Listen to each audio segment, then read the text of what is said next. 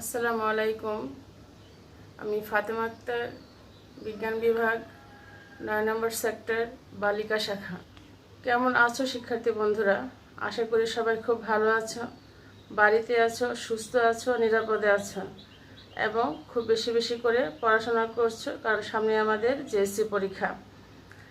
আমরা বাড়িতে থাকবো, নিরাপদে থাকবো এবং অনেক বেশি বেশি করে পড়াশোনা করব, যাতে আমাদের জেএসসি পরীক্ষার ফলাফলটি খুব ভালো হয়। বন্ধুরা, আমাদের বই শেষ হয়ে গিয়েছে। আমরা নতুন করে সবগুলো অধ্যায় আবার রিভিশন করবো এখন থেকে। ক্লাস নেওয়ার সময় তোমাদের যেখানে যা সমস্যা ছিল, তোমরা এখন চেষ্টা করো সেই সমস্যাগুলো দূর করার জন্য। আমরা এই আজকে অধ্যায় 2 পড়ব। 2 অধ্যায়ের জ্ঞানমূলক, অনুধাবনমূলক এবং সৃজনশীল প্রশ্ন নিয়ে আলোচনা করব। সবাই খুব মনোযোগ দিয়ে ক্লাসটা অনুসরণ করবে এবং বোঝার চেষ্টা করবে। তাহলে বন্ধুরা, চলো আমরা ক্লাসে চলে যাই।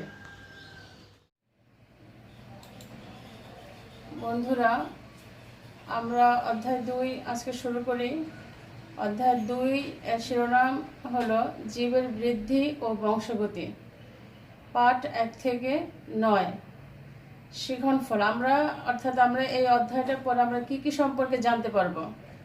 কোষ বিভাজনের প্রকারভেদ সম্পর্কে জানতে পারবো, কোষ বিভাজনের প্রকারভেদ ব্যাখ্যা করতে পারবো, এককোষী জীবের বংশ বিস্তারের প্রক্রিয়া জানতে পারবো, কোষ বিভাজনের মাধ্যমে বহুকোষী জীবদেহের বৃদ্ধি সম্পর্কে জানতে পারবো, জীবদেহের বংশগতির ধারা রক্ষায় কোষ বিভাজনের ভূমিকা সম্পর্কে জানতে পারবো। তাহলে আমরা বন্ধুরা দেখি কোষ বিভাজনের প্রকারভেদ এবং এদের বৈশিষ্ট্যগুলি কি।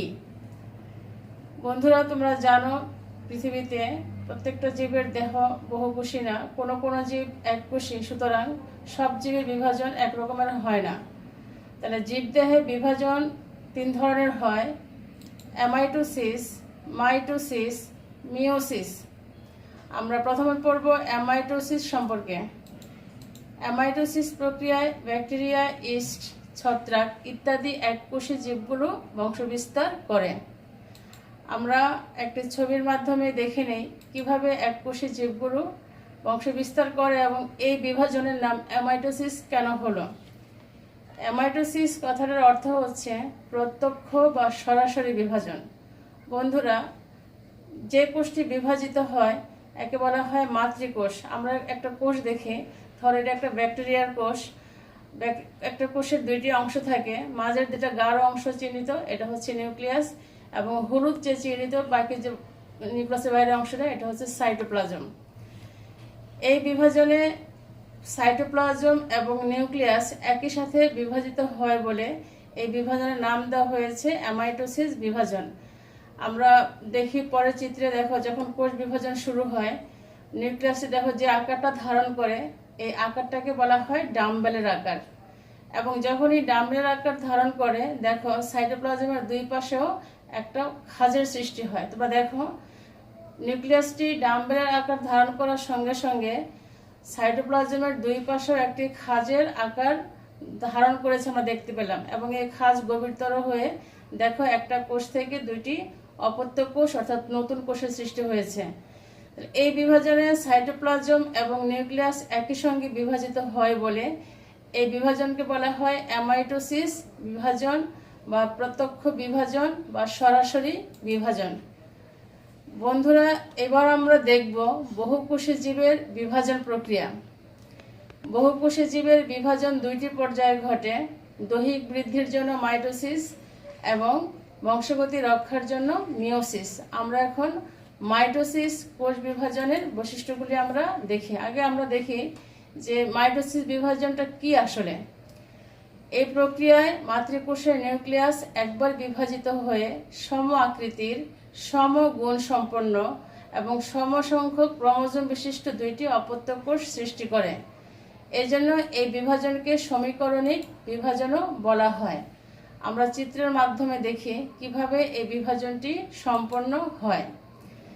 দেখো বন্ধুরা, এটা হচ্ছে কোষের চিত্র। আমাদের বহুকোষী জীবের দেহে কোষগুলো একটার পর একটি সাজালে এ ধরনের একটা দেহ তৈরি হয়। বহুকোষী জীব দেয়ালের মতো এভাবে দৈহিক আকৃতি বাড়ে। এবং যে কোষগুলো দৈহিক আকৃতি বৃদ্ধিতে সহায়তা করে এই কোষগুলোকে বলা হয় দেহকোষ। মাইটোসিস বিভাজন দুইটা পর্যায়ে সম্পন্ন হয়। প্রথমে হচ্ছে নিউক্লিয়াসের বিভাজন হয়, তারপর হয় সাইটোপ্লাজমের বিভাজন। দেখো এখানে প্রথমে নিউক্লিয়াসের বিভাজনটা কয়টা পর্যায়ে ঘটে আমরা দেখি, এবং তারপরে আমরা দেখব সাইটোপ্লাজমের বিভাজন। দেখো বন্ধুরা, চিত্রের মাধ্যমে এখানে একসঙ্গে 6টা ধাপকে দেখানো হয়েছে। আমরা এবার একটা একটা করে ধাপ আমরা দেখব। প্রথমে ইন্টারফেস। দেখো এটা একটা কোষ। ইন্টারফেস কথাটার অর্থ হচ্ছে কোষের প্রস্তুতিমূলক অবস্থা। একটা কোষ বিভাজিত হওয়ার আগে সে যে পূর্ব প্রস্তুতি গ্রহণ করে এটাকে বলা হয় ইন্টারফেস। ক্যারিওকাইনেসিস বিভাজন শুরু হয় প্রোফেজ ধাপ থেকে। দেখো এটা প্রোফেজ ধাপ, শুরুতে যে ধাপটা, এটা ক্যারিওকাইনেসিসের দীর্ঘস্থায়ী ধাপ। দেখো বন্ধুরা, মাঝখানে যে গোলাপি রঙের যে অংশগুলোকে দেখানো হয়েছে এগুলো হচ্ছে ক্রোমোজোম, এবং ক্রোমোজোমের চারপাশে যে একটা পর্দা দিয়ে ক্রোমোজোমকে ঢেকে রাখা হয়েছে এগুলোকে বলা হয় নিউক্লিয়ার পর্দা। পুরো অংশটাকে বলা হয় নিউক্লিয়াস। নিউক্লিয়াসের বাইরে দেখো দুইটি অংশ নীল রং দিয়ে চিহ্নিত করা হয়েছে, এগুলোকে বলা হয় সেন্ট্রিওল। প্রাণী কোষের বিভাজনের জন্য সেন্ট্রিওল প্রয়োজন, কিন্তু উদ্ভিদ কোষের বিভাজনের জন্য সেন্ট্রিওলের দরকার নেই।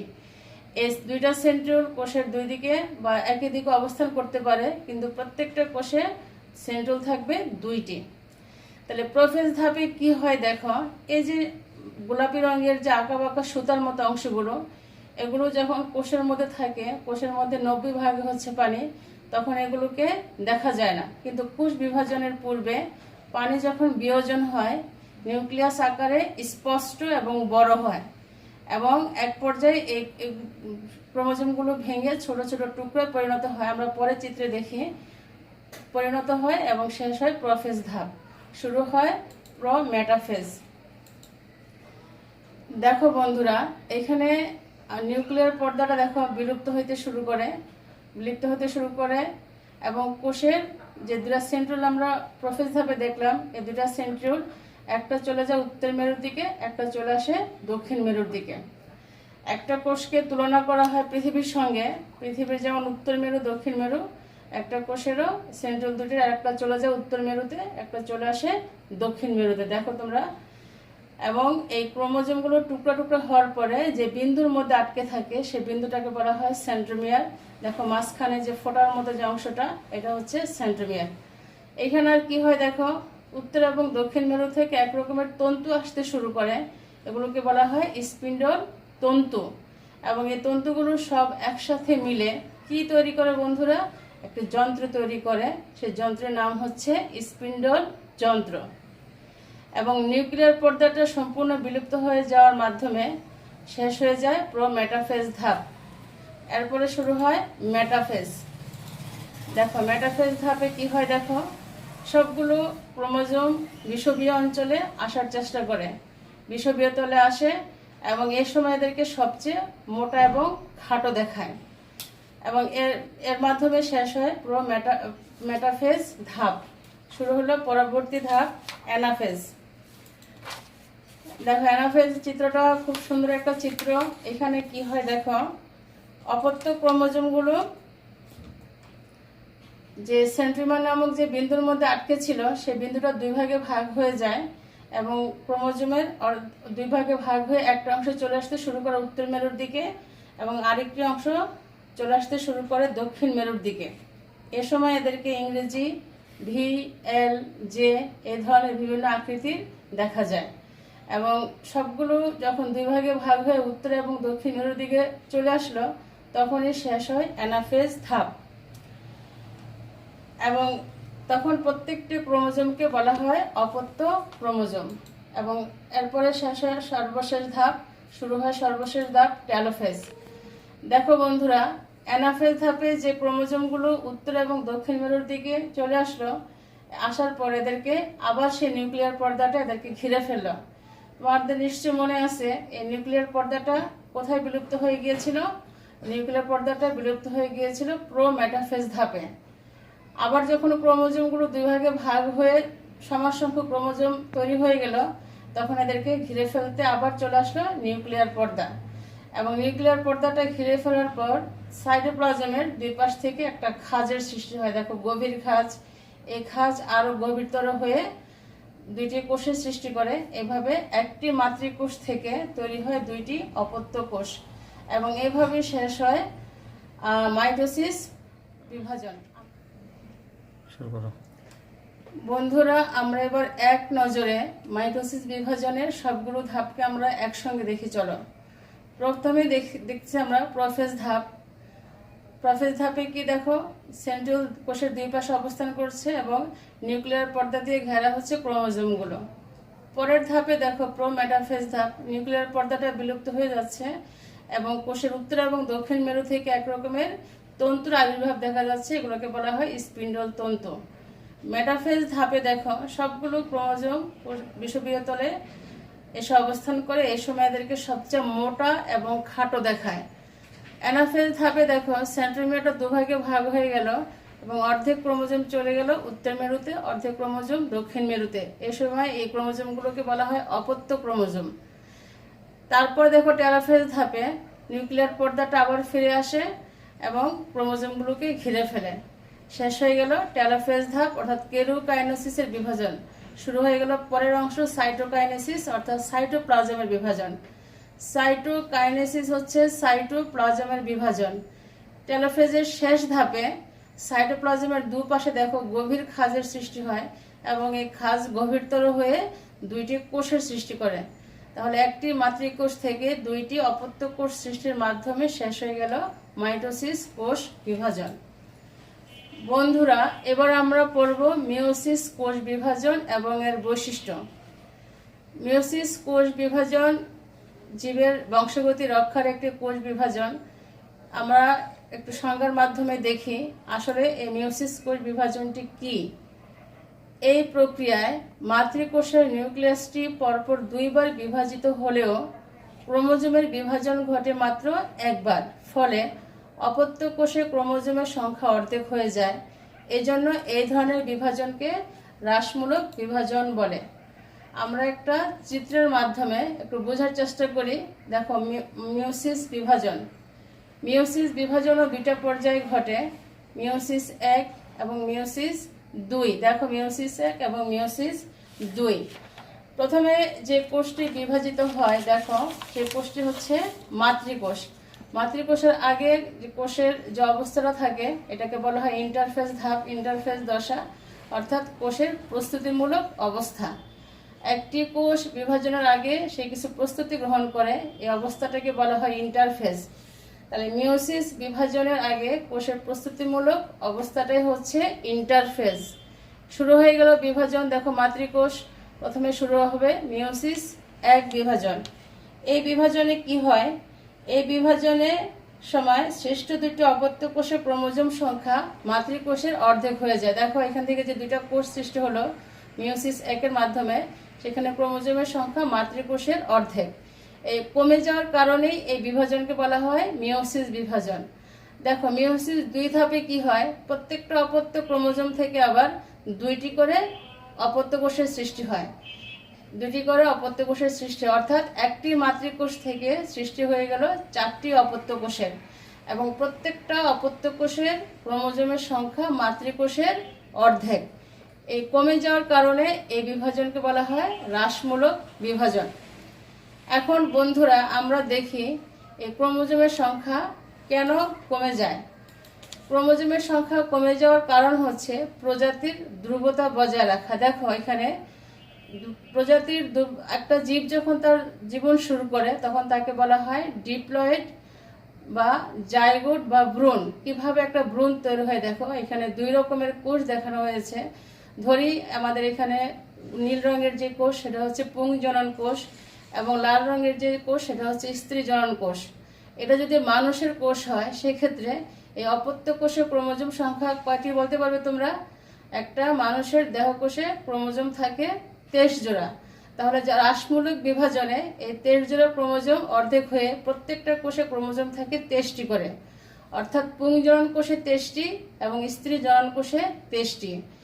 যখন দুইটি কোষ মিলে জাইগোট তৈরি হয়ে যায় তখন আবার দেখো তেইশটি মিলে আবার 23 জোড়া ক্রোমোজোম চলে আসে এবং একটি মাতৃকোষ তৈরি করে। এভাবে প্রজাতির ধারা বজায় রাখার জন্যই এই মিওসিস কোষ বিভাজন। যদি এই মিওসিস কোষ বিভাজন না হতো বন্ধুরা, অর্থাৎ যদি ক্রোমোজোমের সংখ্যাটা অর্ধেক না হতো, সেক্ষেত্রে কি হতো, নিত্য নতুন প্রতিদিন নতুন নতুন ক্রোমোজোম বিশিষ্ট আমাদের জীবের জন্ম হতো, প্রকৃতি বিলুপ্ত হয়ে যেত এবং নতুন করে একসময় আবার সব জীব ধ্বংস হয়ে যেত। এবার আমরা দেখি পাঠ 1 থেকে 6 পর্যন্ত যে ধরনের জ্ঞানমূলক ও অনুধাবনমূলক প্রশ্নগুলো হয়। বন্ধুরা ভালো করে খেয়াল করো, এই প্রশ্নগুলো বোর্ড পরীক্ষায় বিভিন্ন সময় এসেছে। দেখো এখান থেকে যে জ্ঞানমূলক প্রশ্নগুলো হয় সেগুলো হচ্ছে, কোন ধরনের কোষ বিভাজনে জনন কোষ উৎপন্ন হয়? মানবদেহে প্রতিটি দেহকোষে ক্রোমোজোম কয়টি? ক্যারিওকাইনেসিস কি? মিওসিস কি? অ্যামাইটোসিস কোষ বিভাজন কাকে বলে? বন্ধুরা আমরা দেখলাম জ্ঞানমূলক প্রশ্নগুলো, এখন আমরা দেখি অনুধাবনমূলক প্রশ্নগুলো কি হয়। মাইটোসিসকে সমীকরণিক বিভাজন বলা হয় কেন? মিওসিসকে হ্রাসমূলক বিভাজন বলা হয় কেন? ইন্টারফেজ অবস্থা বলতে কি বোঝায়? মাইটোসিস কোষ বিভাজনের ধাপগুলো লিখো। বহুকোষী জীবের দৈর্ঘ্য বৃদ্ধি পায় কেন? বন্ধুরা আমরা পাঠ 7 থেকে 9 এই অংশটা এখন পড়ব। এই অংশের শিরোনাম হচ্ছে বংশগতি নির্ধারণে ক্রোমোজোম, ডিএনএ এবং আরএনএর ভূমিকা। আমরা এখন জেনে নেই ক্রোমোজোম কি। নিউক্লিয়াসে অবস্থিত নির্দিষ্ট সংখ্যক সুতার মতো যে অংশগুলো জীবের বংশগত বৈশিষ্ট্য বহন করে তাদের ক্রোমোজোম বলে। তাহলে ক্রোমোজোমের প্রকৃতিটাকে আমরা একটু জেনে নেই। দেখো, ক্রোমোজোমে অবস্থিত এক রকমের রাসায়নিক পদার্থকে বলা হয় নিউক্লিক অ্যাসিড। নিউক্লিক অ্যাসিড 2 প্রকার, ডিএনএ এবং আরএনএ। বৈশিষ্ট্য নিয়ন্ত্রণকারী ডিএনএ এর অংশকে জিন নামে অভিহিত করা হয়। বন্ধুরা আমরা মাঝে মাঝে বলি যে জেনেটিক বৈশিষ্ট্য, অর্থাৎ বংশগতি বৈশিষ্ট্য, যেগুলো জীবের একটি বৈশিষ্ট্যের জন্য একাধিক জিন কাজ করে। আবার কোনো ক্ষেত্রে একটি মাত্র জিন বেশ কয়েকটি বৈশিষ্ট্য নিয়ন্ত্রণ করে। মানুষের চোখের রং, চুলের প্রকৃতি, চামড়ার রং ইত্যাদি সবই জিন কর্তৃক নিয়ন্ত্রিত।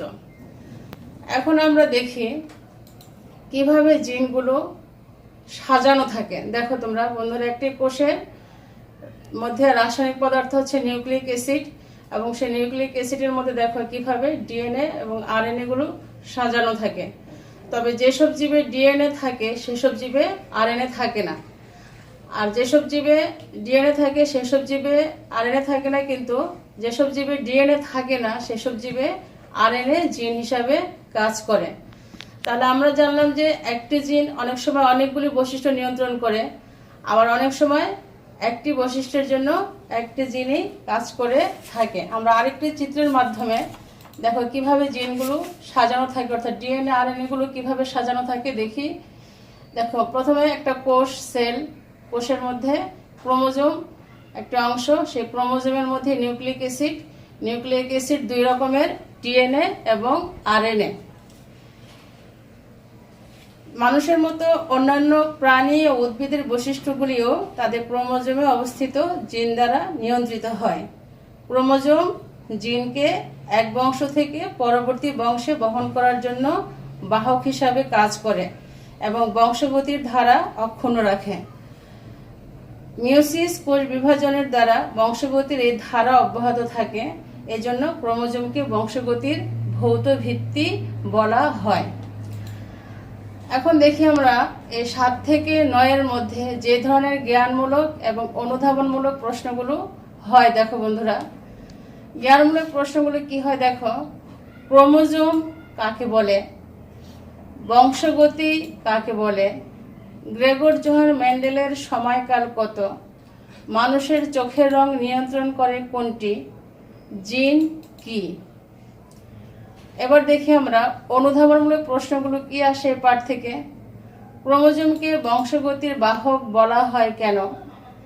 জিন বলতে কি বোঝায়? বংশগতি বলতে কি বোঝায়?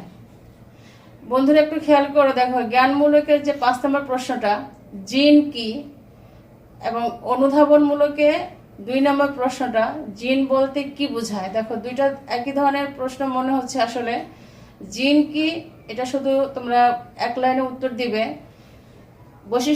জীবের বৈশিষ্ট্য নিয়ন্ত্রণকারী ডিএনএর অংশকে জিন বলা হয়।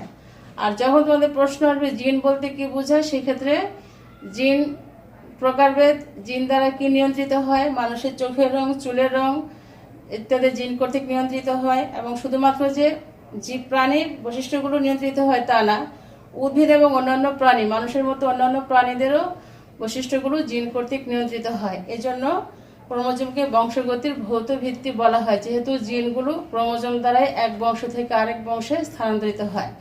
তাহলে দুইটা প্রশ্ন 2 রকমের আসলে, একটি হবে জ্ঞানমূলক, একটি হচ্ছে অনুধাবনমূলক। এখন দেখি আমরা এই অংশ থেকে বিভিন্ন সময় কি ধরনের অতিরিক্ত সৃজনশীলগুলো পরীক্ষার মধ্যে আসছে। দেখো বন্ধুরা, এটা দেখো কিসের চিত্র, এটা হচ্ছে তোমরা ধরতে পেরেছো চিত্রটা, অবশ্যই প্রো মেটাফেজ ধাপের চিত্র।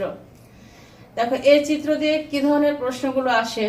ইন্টারফেস কি, রাফির চুল তার বাবার মতো হওয়ার কারণ ব্যাখ্যা করো, উদ্দীপকে উল্লেখিত ধাপটির পরবর্তী ধাপ বর্ণনা করো। বন্ধুরা গ প্রশ্নে অবশ্যই তোমরা চিত্র আঁকবে। ঘ দেখো, উদ্দীপকে উল্লেখিত ওয়াই কিভাবে সকল প্রজাতির স্বকীয়তা বিশ্লেষণ করে। তাহলে ওয়াই হচ্ছে এখানে ক্রোমোজোম, আমরা একটু আগে ডিএনএ, আরএনএ এবং জিন নিয়ে যে আলোচনা করেছি, আমাদের এই অংশ থেকে এটা লিখতে হবে। আমরা পরবর্তী প্রশ্নটা দেখি। দেখো এখানে দেখো কোন জনন মাতৃকোষ থেকে 2টি অপত্য কোষ, এবং দেখো জনন মাতৃকোষের নাম দেওয়া হচ্ছে 2N ডিপ্লয়েড গোট, সেখান থেকে যে 2টি অপত্য কোষ সৃষ্টি হয়েছে এরা হচ্ছে N এবং N। তার মানে ক্রোমোজোমের সংখ্যা এখানে অর্ধেক হয়ে গেছে। তার মানে বুঝতে পারছো বন্ধুরা, বিভাজনটি হচ্ছে মিওসিস বিভাজন। তাহলে এখান থেকে দেখো কি প্রশ্নগুলো আসে। মানবদেহের প্রতিটি দেহকোষে ক্রোমোজোমের সংখ্যা কয়টি? মিওসিসকে হ্রাসমূলক বিভাজন বলা হয় কেন? উদ্দীপকের কোষ বিভাজন প্রক্রিয়াটি ব্যাখ্যা করো। উদ্দীপকে উল্লেখিত বিভাজন প্রক্রিয়া মাইটোসিসের সাথে তুলনা করো। পরের প্রশ্নটা দেখি আমরা, এটা হচ্ছে মাইটোসিস বিভাজন, কারণ এখানে ক্রোমোজোমের সংখ্যা মাতৃকোষের সমান। দেখো এখানে কি প্রশ্ন আসে। মাইটোসিস কোষের সবচেয়ে দীর্ঘস্থায়ী ধাপ কোনটি? মিওসিস কোষ বিভাজনের বৈশিষ্ট্য কি কি? এ চিত্রের কোষ বিভাজনের স্বল্পস্থায়ী ধাপের সচিত্র বর্ণনা দাও। চিত্র এর কোষ বিভাজন যে 2টি পর্যায়ে সম্পন্ন হয় তা আলোচনা করো। এবং আমরা সর্বশেষ যে প্রশ্নটি দেখব, দেখো এখানে 3টি চিত্র দেওয়া আছে। দেখছো সবাই তোমরা কোশ্চেন দেখো কি, এখানে প্রশ্ন কি আসছে। ইন্টারফেস কাকে বলে? ছত্রাকে সংগঠিত বিভাজনকে প্রত্যক্ষ কোষ বিভাজন বলা হয় কেন?